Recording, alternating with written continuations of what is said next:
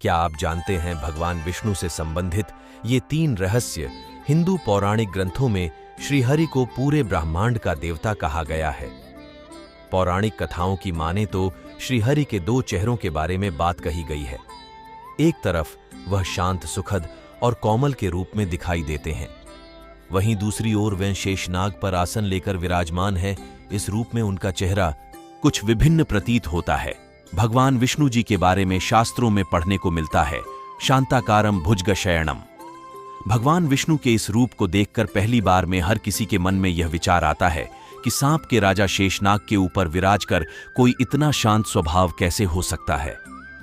तो आइए जानें कि विष्णु जी से संबंधित कुछ ऐसी ही बातें। शेषनाग पर विराजने का भगवान विष्णु का राज यह है, प्रत्येक व्यक्ति का जीवन कर्तव्यों और जिम्मेदारियों से भरा पड़ा होता है। इन सब में सबसे अहम कर्तव्यों में शामिल परिवार, सामाजिक और आर्थिक जिम्मेदारी होती है, जिन्हें पूरा करने के लिए उसके प्रयासों के साथ कई मुसीबतों का भी सामना करना पड़ता है, जो शेषनाग की तरह बहुत डरावने होते हैं और चिंता पैदा करते हैं। तो भगवान विष्णु का शांत चेहरा इंसान को यही प्रेरित करता कि कठिन समय में भी शांति और धैर्य के साथ रहना चाहिए और अपनी मुसीबतों के प्रति शांत दृष्टिकोण ही हमें सफलता हासिल करवा सकते हैं।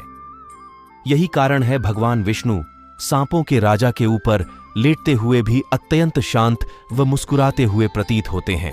क्यों भगवान विष्णु का नाम नारायण और हरि है? हिंदू पौराणिक कथा के अनुसार भगवान विष्णु के प्रधान भक्त नारद भगवान विष्णु का नाम जपने के लिए नारायण शब्द का प्रयोग करते थे। भगवान विष्णु के सभी नामों में, जैसे अनंत नारायण, लक्ष्मी नारायण, शेष नारायण, इन सभी में विष्णु का नाम नारायण जोड़कर लिया जाने लगा। कई लोगों को मानना है कि भगवान विष्णु को नारायण के रूप में जाना जाता है, लेकिन बहुत कम लोग इसके पीछे के रहस्य को जानते हैं। एक प्राचीन पौराणिक कथा के अनुसार जल भगवान विष्णु के पैरों से पैदा हुआ था और इस तथ्य पर प्रकाश डाला गया कि भगवान विष्णु के पैर से बाहर आई गंगा नदी का नाम विष्णुपदोदकी के नाम से जाना जाता है। इसके अलावा जल नीर या नर नाम से जाना जाता है और भगवान विष्णु भी पानी में रहते हैं, इसलिए नर से उनका नाम नारायण बना, अर्थात पानी के अंदर रहने वाले भगवान। भगवान विष्णु को हरि नाम से भी जाना जाता है।